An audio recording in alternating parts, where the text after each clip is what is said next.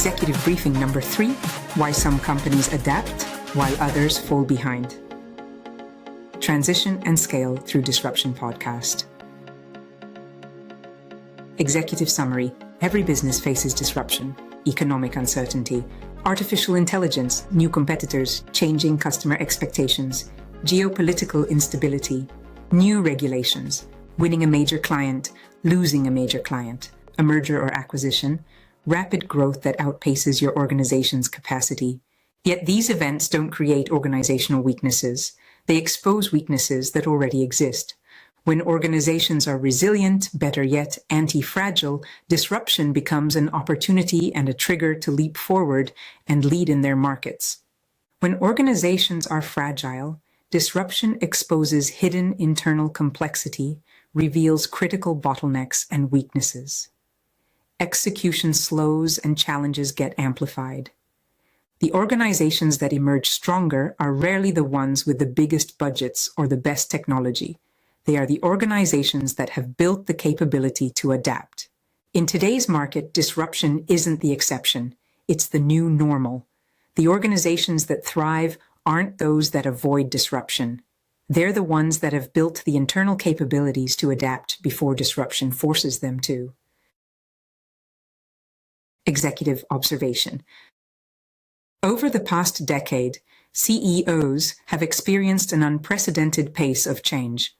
Markets shift overnight, technology evolves faster than organizations can absorb, customer expectations continue to rise, business models become obsolete in just a few years.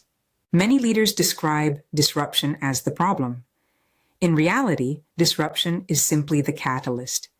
It exposes the internal complexity that has been quietly slowing the organization down for years. The challenge isn't disruption itself. The challenge is an organization's ability to adapt.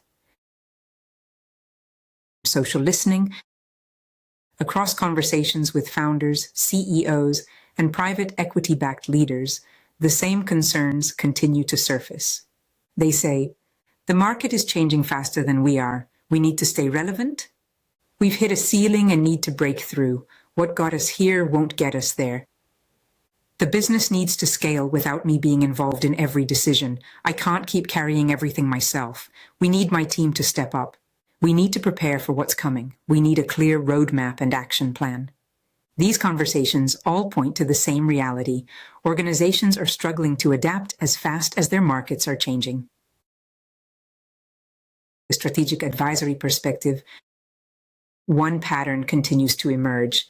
External disruption rarely destroys healthy organizations. It accelerates the consequences of unresolved internal challenges. When markets change rapidly, existing weaknesses become impossible to ignore, decision-making slows, critical bottlenecks emerge, processes become increasingly complex, communication fragments, teams lose alignment, execution slows. What once appeared manageable suddenly becomes a strategic risk. This is why two companies can experience exactly the same disruption and achieve completely different outcomes. One organization adapts, the other falls behind. The difference isn't the disruption. The difference is their capability to adapt. The organizations that consistently outperform don't necessarily have more resources. They have built the capability to continuously strengthen their leadership, strategy, business, and teams. Executive insight. The companies that adapt fastest aren't necessarily the biggest or the smartest or the ones with the most technology.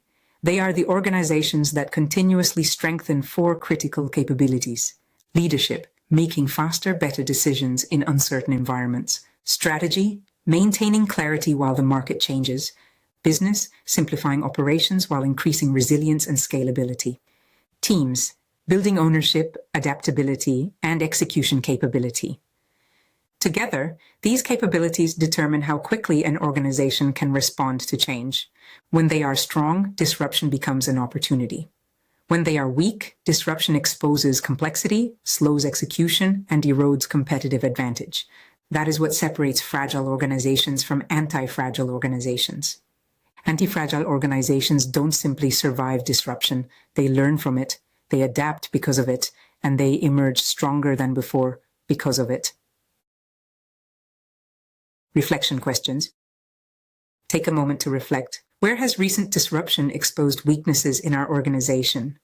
Which internal bottlenecks are slowing our ability to adapt? Where has complexity quietly replaced simplicity? Are our leadership, strategy, business, and team evolving as quickly as our market?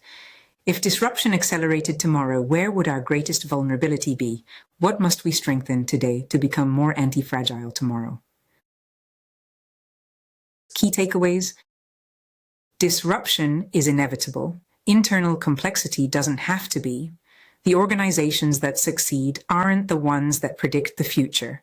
They're the ones that continuously build the capability to adapt. Because in today's market, competitive advantage no longer comes from stability. It comes from adaptability and from anti-fragility.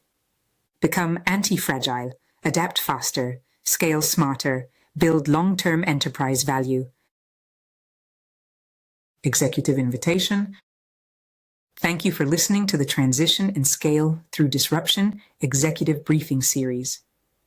If this executive briefing resonated with you, I invite you to join one of our Transition and Scale Through Disruption Executive VIP Masterclasses. Together, we'll explore the practical frameworks that help ambitious founders and CEOs build anti-fragile organizations, adapt faster, scale smarter, and build long-term enterprise value. Simply go to Eventbrite and type Transition and Scale Through Disruption to register to our latest event. I look forward to welcoming you.